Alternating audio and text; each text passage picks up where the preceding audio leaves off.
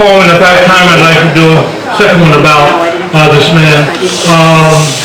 I don't know why I was quoting them because they're not new poems, but I realized the event happened only about 3 blocks from here 35 years ago. We know this is a country that doesn't have political prisoners. We know that, right? And an officer was killed 35 years ago at 13th and Locust, and this man, Ramil Abu Jamal, was convicted and sentenced to death row at the time I wrote these poems. He's since been commuted to life without parole.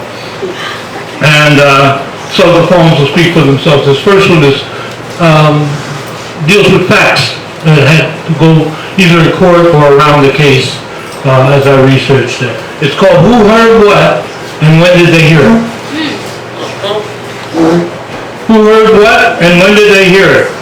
Time changes things, makes us forget, makes us remember, helps us forget what we remembered, causes us to remember what we forgot. I mean, cops don't beat people, clubs beat people. And when they say a black man says he shot the motherfucker in hopes that he dies, well, they forget until they choose to remember. Okay. Now, the memory of a corrupt police inspector is quick. It takes him only 30 days to remember, but the jury doesn't know. The inspector said the black man said he dropped the gun after he shot the police officer. When there was a jury, the prosecutor, the man who says he speaks for the people,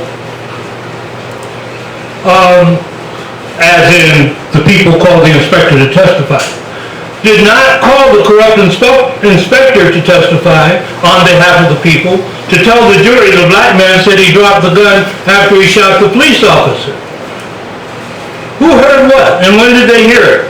Time changes things, helps them remember what they forgot, helps the dead police officer's partner remember he heard it, but he's not as fast as an inspector, and it takes him 8 days to remember what he heard. One of the first cops there didn't hear it at all.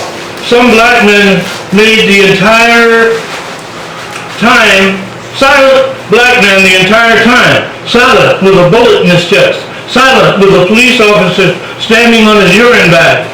But time changes things, and things change, and we remember things 64 days later. There was this one moment, I did hear him say, yeah, I shot him, and I hope the motherfucker dies. The statement disgusted me, and I didn't realize that it had any importance until today. What did they hear, and when did they hear it? A cop heard a black man confess, but the jury doesn't know the cop heard him confess, because the prosecutor, the man who says he speaks for the people, as in the people called the confused cop to testify, doesn't want the jury to know the cop heard a black man confess. Maybe because the cop first said the black man was silent, and he definitely doesn't want the jury to know the cop first said the black man was silent, which means the black man confessed without saying a thing all night. Time changes things, helps us remember what we forget, what we forgot, helps the prosecutor, the man who says he speaks for the people, decide, helps them decide that a jury doesn't need to know that 2 white cops said they heard a black man say he shot a white cop. Who heard what? And when did they hear it?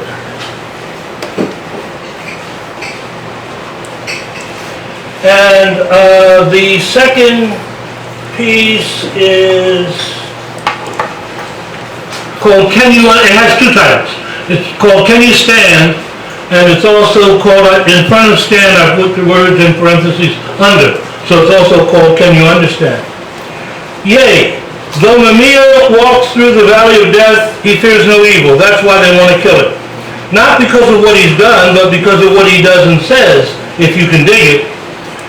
Did they kill the Nazarene because of what he had done? No. You know they killed him because of what he did and said. Can you understand that if you stand, can you understand they don't want you to stand? They want you to crawl, or at least kneel, and they will kill you if you tell them what Malcolm told them when he said, I'm the man you think you are. Can you understand that if you stand, they will kill you? That like they tried to kill Shadrach, like they tried to kill Meshach, like they tried to kill Abednego, because they wouldn't bow. And can you understand it's nothing they did that put them in the fire? It's what they did when they said, we will stand, we will not bow, not now, not ever. Can you understand the needle of sleep, the needle of death will quiet Mamiya, the voice of the voiceless who tells us what they don't want us to know? And hell, we don't want to know, so we help them help us not know. You know that, don't you? You help them help you not know what you need to know. That way you can keep on helping them get more, keep on helping them help you have less, while they kill Mamiya and anyone who tries to tell you what free is. And like King said, if you don't have something to die for, you have nothing to live for, although you think you know. Can you hear Malcolm saying, you must be certain in uncertain times and walk through the valley? If you can you walk?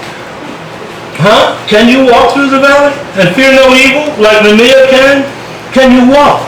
After all, you think you're free and he's not. But he's free and you're not. I mean, I said he's free and you're not. Did you know he's free and you're not? Although you think you're free and he's not? He's free and you're not, even though he's walking through the valley of the shadow of death. All right. Thank you.